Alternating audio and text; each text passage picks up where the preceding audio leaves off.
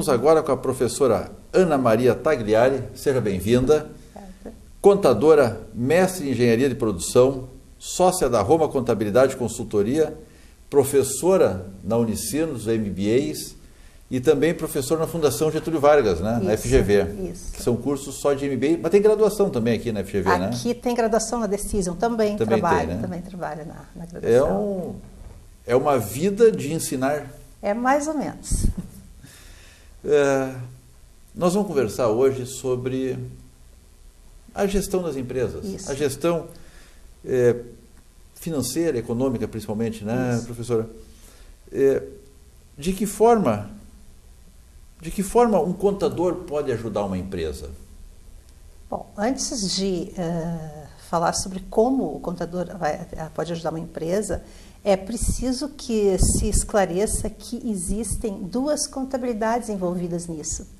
Existe a contabilidade financeira ou fiscal, que é obrigatória por lei e é aquela que o contador faz.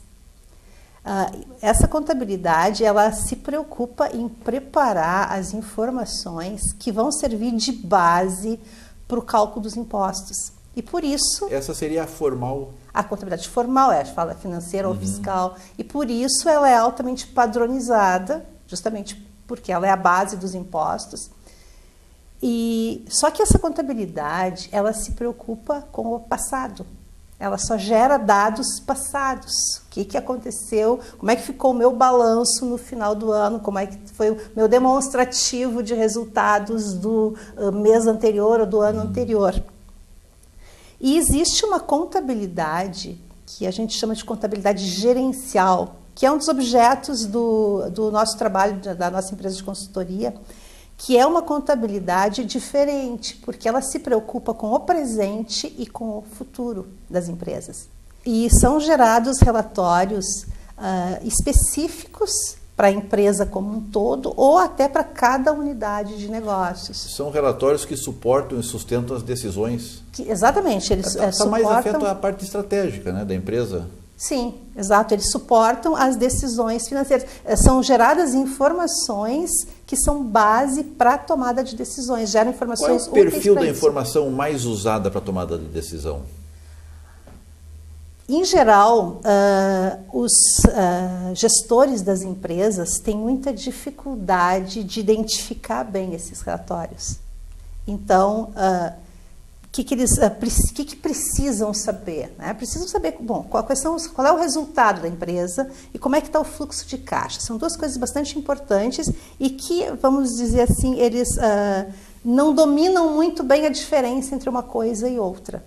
Então, uma das nossas ações, uma das nossas primeiras ações na consultoria é justamente passar esse conhecimento, essa informação para os gestores dessa diferença, porque muitas vezes eles tomam decisões baseados em informações equivocadas por não entenderem essa diferença entre a saúde econômica da empresa e a saúde financeira da empresa e o que uma coisa diferencia da outra. O que é a saúde econômica e o que é a saúde financeira? Problema bastante Eu sou um leigo, para mim é tudo igual. Tudo a mesma coisa? Tudo a mesma coisa. Pois é, mas é bem diferente. A saúde financeira, ela é apurada a partir do fluxo de caixa, entradas e saídas. É o equilíbrio, estou pagando bem as contas, não estou... Está pagando certo as contas. Estou pagando certo as contas. Exato. Mais ou menos como o nosso fluxo pessoal, quer dizer, o que a gente recebe, quando que entra o dinheiro e quando que ele sai para pagar os compromissos. Que dia eu tenho que pagar... É o equilíbrio disto. A saúde é tu ter mais entradas do que saídas.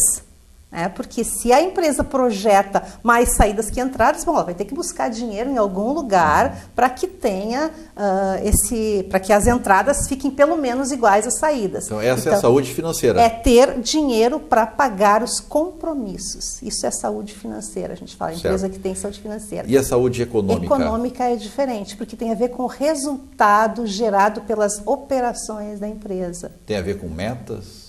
Não, não tem a ver com metas. Metas são outras coisas. Tem a ver com o resultado final. Ou seja, o quanto, quais são as receitas e quais são os gastos para gerar aquelas receitas. Parece a mesma coisa, mas não é a mesma coisa. Vou te dar um exemplo. A empresa, por exemplo, fez um investimento numa máquina. Certo. Tá? O que aconteceu? Provavelmente isso vai afetar o caixa, porque ela vai ter que pagar essa máquina. Mas isso não vai afetar o resultado da empresa. Se ela está dando lucro, ela vai continuar dando lucro. Se ela estava dando prejuízo e essa máquina não trouxe, né, nada, não somou em nada, não agregou nada à geração de receitas, ela vai continuar tendo prejuízo. Então, esse relatório, ele não tem a ver se entrou o dinheiro ou se não saiu. E sim assim, ó, vendi, vou receber. Então, isso já é computado como uma receita. Comprei, vou ter que pagar. Isso já é computado como uma saída, independente de eu ter recebido ou não. Então, esse descompasso, o descompasso de entradas e saídas afeta o fluxo de caixa e não necessariamente vai afetar o resultado da empresa. Sim, eu posso ter um fluxo negativo num determinado período, porque faz parte de um investimento cujos resultados vão ser satisfatórios dentro do que foi planejado. Ou não. Ou não. Se a empresa dá resultado, se ela está gerando lucro, a operação dela gera lucro, ela está gerando resultado, ela está gerando lucro, independente de ter o caixa ou não ter o caixa. E a gestão de custos dentro desse processo? Como é que se encaixa?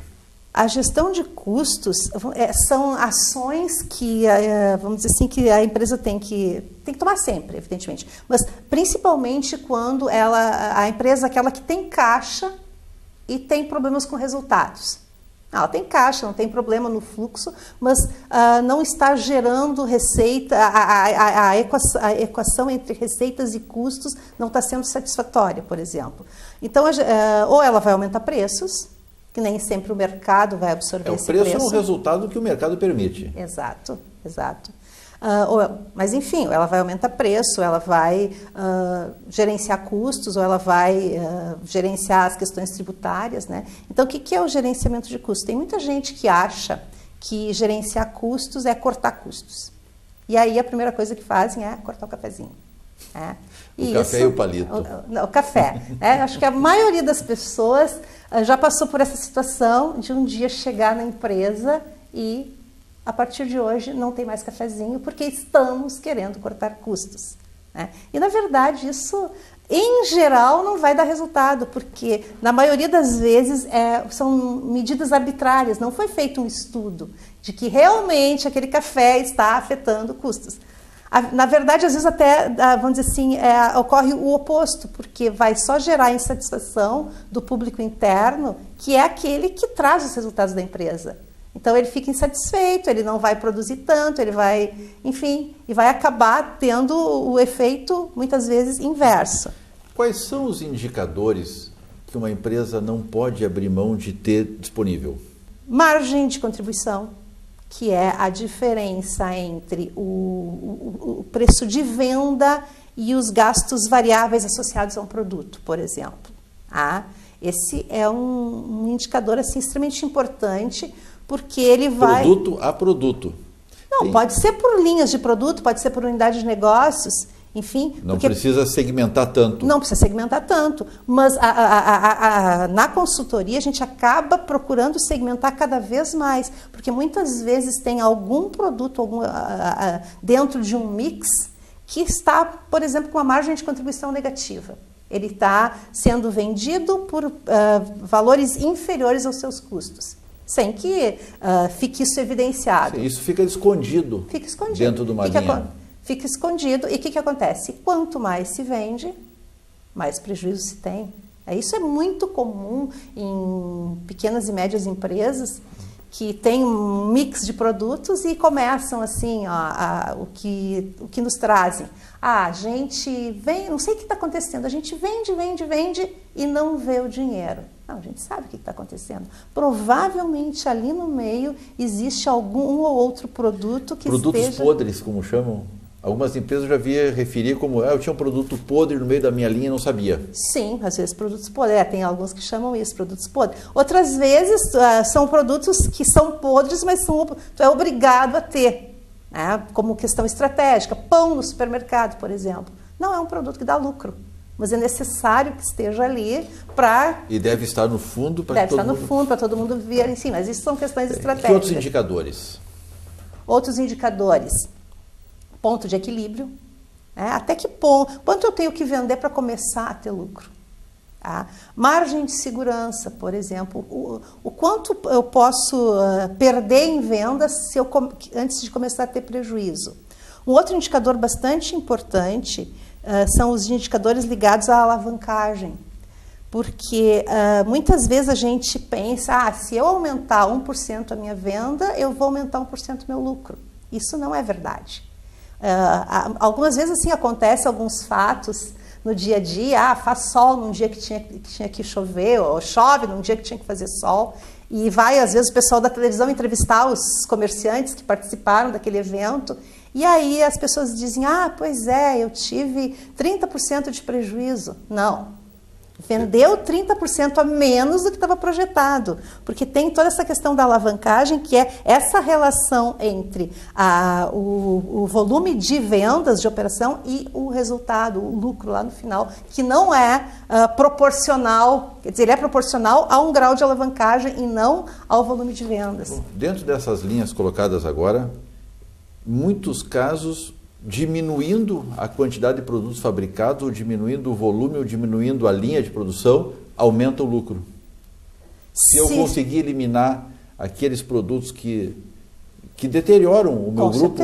Com certeza. Eu diminuo a produção e eu ganho mais. E ganha mais, muitas vezes sim. Mas isso é necessário ter um estudo bem detalhado. Não é cortar o café. Não é cortar o café, não basta cortar o café.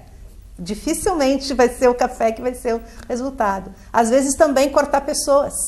Corta pessoas, ok. A única coisa que se tem certeza é que vai diminuir a folha de pagamento. Cortando pessoas de uma forma aleatória. Porque tem que se... a história das reengenharias que houveram até pouco tempo atrás, demitiram pessoas fantasticamente competentes, e 2 anos depois as empresas estavam desesperadas atrás dessas mesmas pessoas porque estavam indo à bancarrota. Sim, porque às vezes porque tu tem que fazer um estudo também de qual vai ser o custo, vamos dizer assim, de contratar outras pessoas ou de treinar, capacitar outras pessoas a fazerem aquele trabalho todo, e às vezes, equacionando, acaba não tendo vantagem nenhuma essa demissão. Nós falamos várias coisas que as empresas devem fazer, têm que fazer.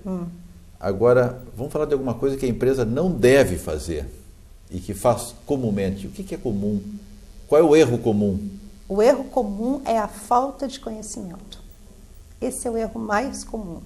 Falta de conhecimento dessa estrutura toda contábil e de tomar decisões baseadas em informações equivocadas. Esse é um dos erros mais comuns nessa questão da gestão financeira das empresas. A soberba? Não digo que é soberba. Eu conheço, eu sei e eu tomo a decisão. Necessariamente, não é nem soberba.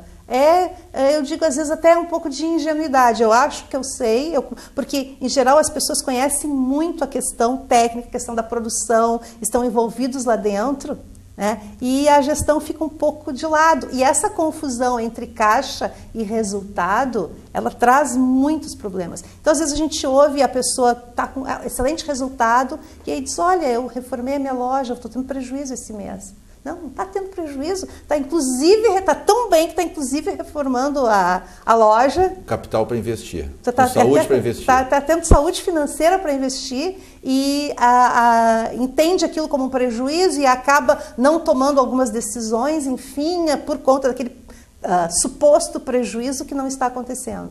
Isso é um dos erros mais comuns e procurar ajuda quando é tarde demais. Agradecemos a audiência, fique conosco.